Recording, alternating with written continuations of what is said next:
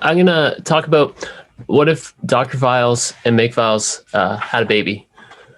So wait here. You can kind of think about that question a little bit, and I think you'll kind of understand where I'm heading. But I'd like to motivate this with a personal story. So this is Jenkins, Mr. Jenkins, maybe? I'm not sure.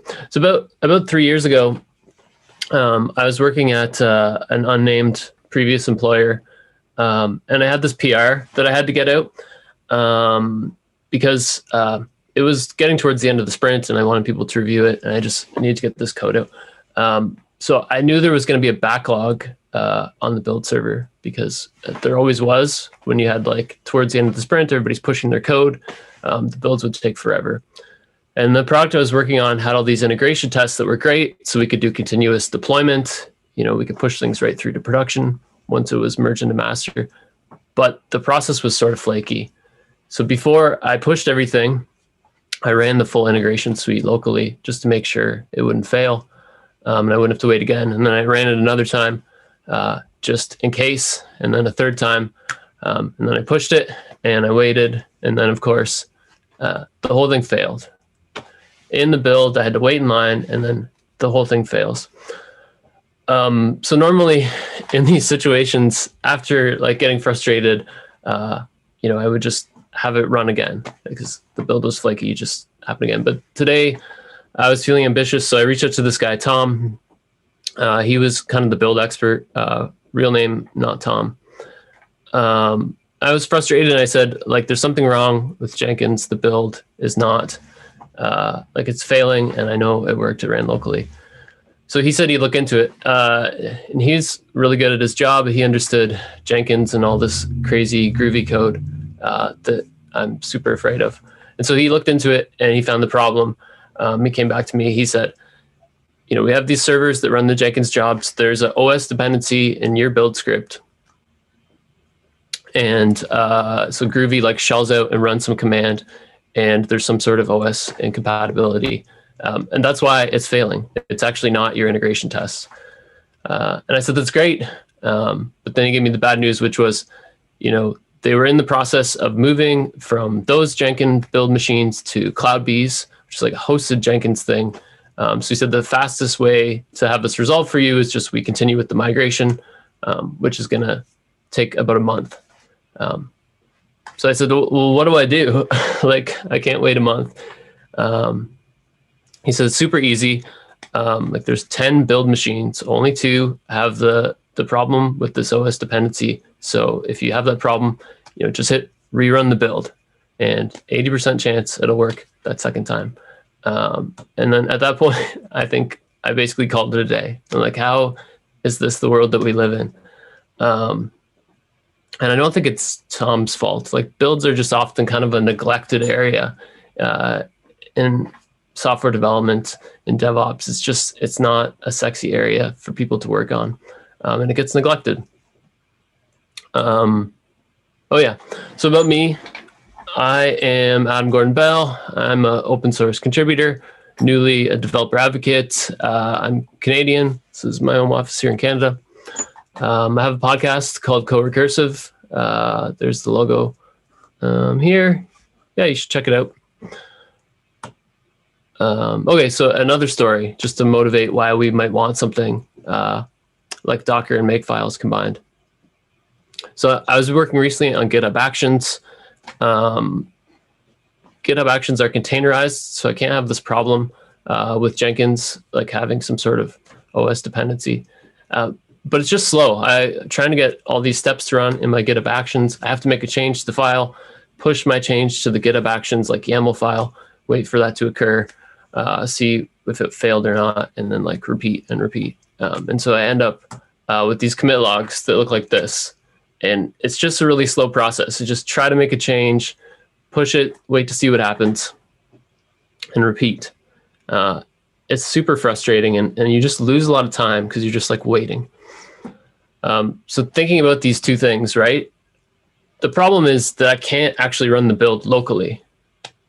Like, I want to be able to run the exact same step that's going to happen in this build process locally with the same dependencies, with the same kind of containerized environment. So if you think about the difference between local and CI, on local, you can iterate really fast, but you have limited resources. It's just your dev machine, and things might still break. On CI, like, it's the source of truth. You need to, like, that's where it actually matters if your whole like comprehensive test suite pass. But you have this really slow cycle, and then depending on which thing, build thing you use, it's not always truly isolated. Yeah. So what if you could get both? What if you could have something where you could run the build locally and still use your build server and have a kind of combined process? So this is what I want to talk about today, potential solution, which is Earthly. So this diagram is kind of the best way I've found to communicate this concept. And I didn't create the diagram, but you have your various CI servers, whatever you might use, if it's GitHub Actions or Jenkins or something else. And then, you have your language specific build stuff like Maven or NPM and your code.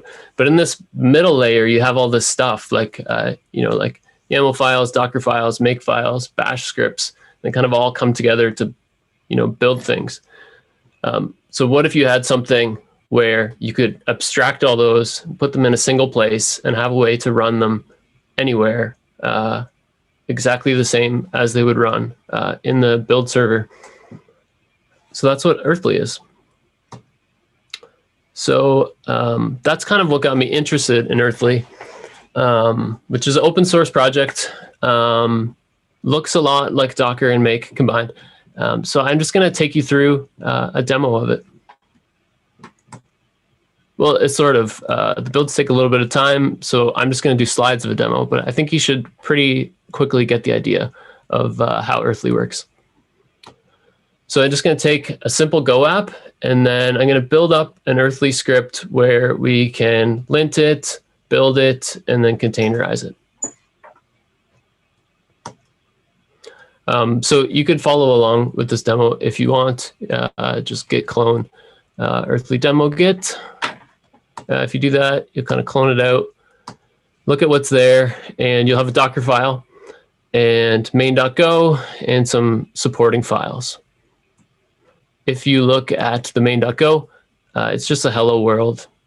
If we look at the Dockerfile, there's a pretty standard Dockerfile for Go. At the top we have Golang Alpine. Oops, let's go. Here we go. Just use my 1 second. Yeah, so we have at the top Golang Alpine. We set a working directory. Then we do some stuff, right? We copy in our files. We're going to build the file, set its output as demo, and then our Dockerfile has this entry point that starts up that demo. Pretty standard. So the first thing to do to start making an earthfile is we're just going to copy that Docker file over.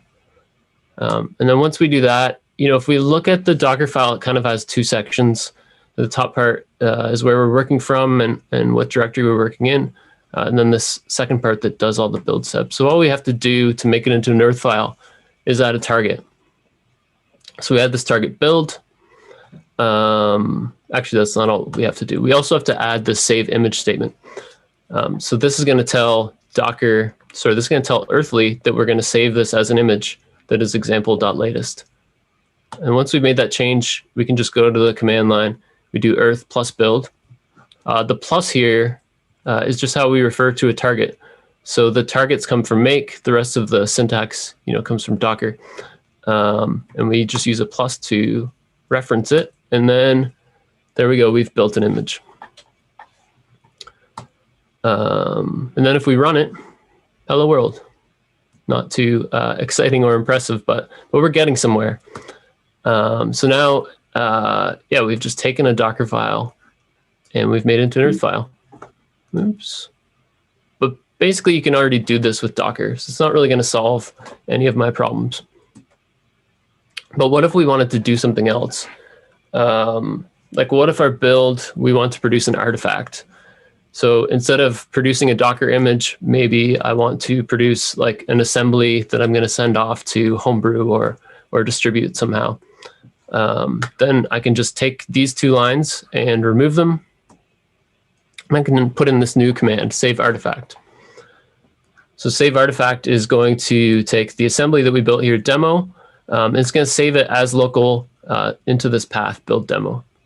So these steps, because this step all runs inside of a Docker container, we copy the things inside of this container, run it, and now we're saving back out. So if we run that, let's see. So we'll run that step. We see we get a bunch of output. And if we look at what happens, we can see now we're building an artifact. Right, so this is something you can't do with a Dockerfile. We run it, we get hello world. Okay, so now we've built a Docker image and an artifact. But oftentimes we have to do both. So to do that is pretty simple as well. We take our existing file, and now we just want to build a build script that can do both the Docker image and an assembly, starting to get closer to what might happen inside of an actual build. So we just add a new target called Docker. We're going to copy in files. So these steps each run independently in a container, which makes our builds nice and reproducible. So this copy step is going to copy this demo file from in our previous step in. And then we just set our entry point that we had before. And now we can do either. We can either build a Docker image or we can build our artifact.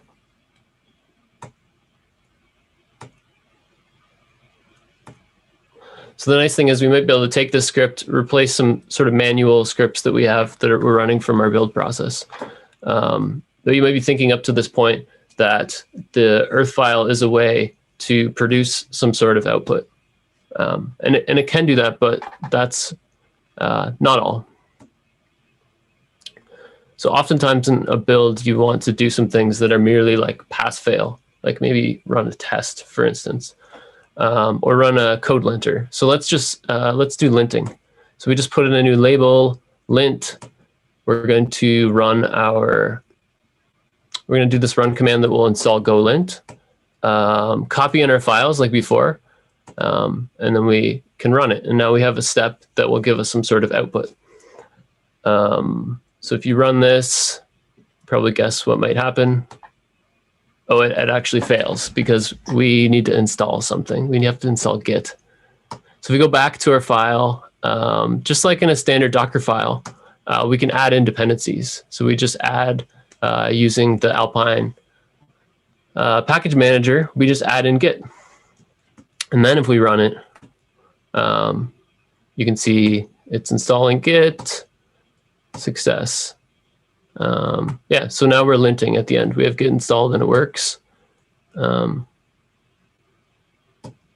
what else? I think there's another problem, which is if you look at this, we have duplicate code actually. So we have duplicate code here. We have two commands that copy things in. So we can clean that up by just adding a new section called deps. And then we copy in our code. We'll also add in our golint command. And then in the same way before, or in your standard Docker file, we can do like from Golang Alpine. We can also do a from and pick another target. So this build target is called deps, and we do these steps, and here we can just reference it just like it's an image. So we do from deps. So this lint command now is equivalent to like inlining these steps into the previous parts. And then we could do the same for build. So we've now kind of extracted out some common code. So yeah, so now if we run earthlint, we can get the same output as before, but now our code is a little bit cleaner. All right, so now we've done refactoring. Yeah, so you might want to run it all together. We run all these steps. So to do that is pretty simple. We're just going to add a new label called all. And then in those steps, we can do a build of our lint step, a build of our build step, and a build of our Docker step. And you can sort of see how using this format that's pretty simple, we can build up all the steps of a complicated build process And then we can run this locally, right? We can run steps like, earth all locally, or in our build system, we can just make a call out to earth all, or we can call individual steps.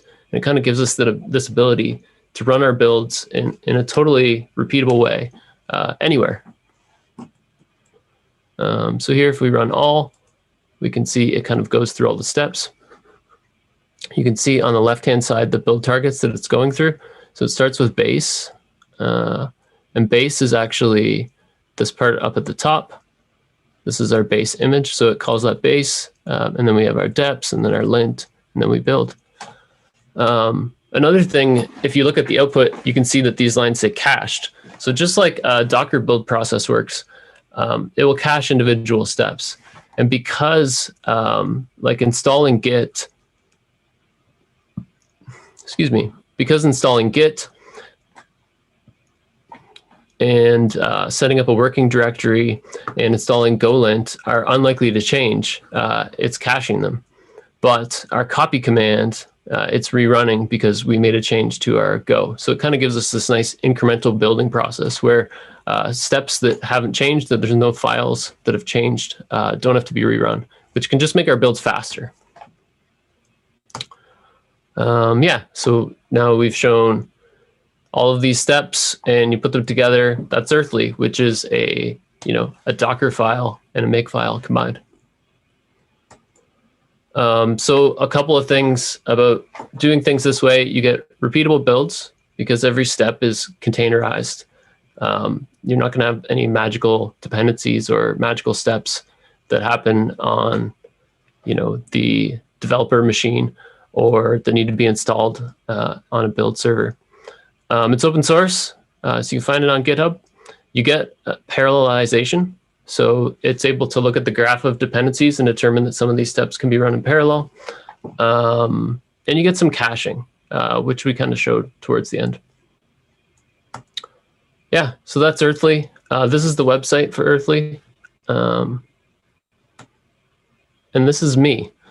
So Earthly, you can find Earthly on earthly.dev. We're always looking for new users to kick the tires on it and contributors. Yeah, and I'm Adam Gordon Bell, and you can find me on Twitter at Adam Gordon Bell. And yeah, that is what it would look like if you took a Dockerfile and a Makefile and they had a baby.